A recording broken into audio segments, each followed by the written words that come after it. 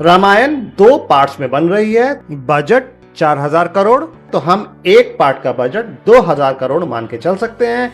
पूरी दुनिया में कमाई के हिसाब से दंगल वो इंडियन फिल्म है जिसने सबसे ज्यादा पैसा कमाया है, 2000 करोड़ के आसपास, और रामायण के पार्ट 1 का बजट ही 2000 करोड़ है। किसी भी फिल्म को मुनाफे की पहली पाई कमाने के लिए लागत से 2 गुना ज्यादा पैसा कमाना पड़ता है, तो जब रामायण का पार्ट 1 4000 करोड़ की कमाई कर लेगा तब कहीं जाके मुनाफा शुरू होगा।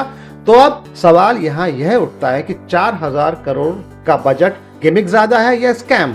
इस 4000 करोड़ के अनरियल बजट का सच क्या इनकम टैक्स डिपार्टमेंट के कान खड़े कर सकता है कि नहीं? आने वाली फिल्म रामायण के पोस्टर पे लिखा हुआ है नमित मल्होत्रा रामायण। कौन है ये नमित और रामायण उनकी कब से और कैसे हो गई? नमित रामायण 2026 के lead producer, primary financial backer and visionary, जिन्होंने रामायण पर मैसिव 4000 करोड़ रुपीस का बजट लगा के रामायण को ग्लोबल प्रोजेक्ट बनाया है using his Oscar winning VFX studio. और आलम अब ये है कि ट्रेलर की जम के बुराई हो रही है।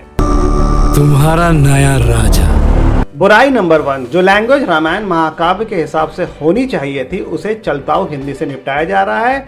बुराई नंबर 2, फिल्म के किसी भी मेन लीड आर्टिस्ट की एक्टिंग परफॉर्मेंसेस महाकाव्य के किरदार और भाषा के लिहाज से हिसाब से कलाकार पे फिट नहीं बैठते दिख रही है ट्रेलर में। विश्व कल्याण के लिए यदि मेरा अंत भी हो जाए। सीता और रावण तो महाकाव्य के किरदार और भाषा को पकड़ पाने में बुरी तरह से स्ट्रगल करते दिख रहे हैं। राम से प्रतिशोध लिया जाएगा शूर्पणखा। वो मोहित हो गई है आप पे। बुराई नंबर 3, सीता और राम की जोड़ी कहीं से भी वाव का फील नहीं दे रही है। जब अरुण गोविल वाली रामायण कोविड के दौरान फिर से दिखाई गई तब 77 मिलियन लोगों ने रामायण को फिर से देखा। रामायण पर बार बार फिल्म्स और टीवी सीरियल्स बनते रहे हैं। 2023 में प्रभास की आदि पुरुष आई थी। कहने का मतलब ये कि रामायण की कहानी सबको पता है, तो 2026 की रामायण कहानी को लेकर जो सस्पेंस बिल्ड कर रही है। राम से प्रतिशोध लिया जाएगा शूर्पणखा। न राम की मृत्यु साधारण होगी तो तीनों लोगों के सामने उसका वध करूंगा। तो राम और रावण जब एक दूसरे की मौत की बात करते हैं ट्रेलर में कि कौन किसको मार रहा है, वो कितना गूज़बम देगा, जबकि जनता को ऑलरेडी कहानी स्क्रीन प्ले के हिसाब से पता है, सीन बाय सीन। इन लाइंस पर जनता को फिल्म देखने के लिए ललचाया जा सकता है क्या?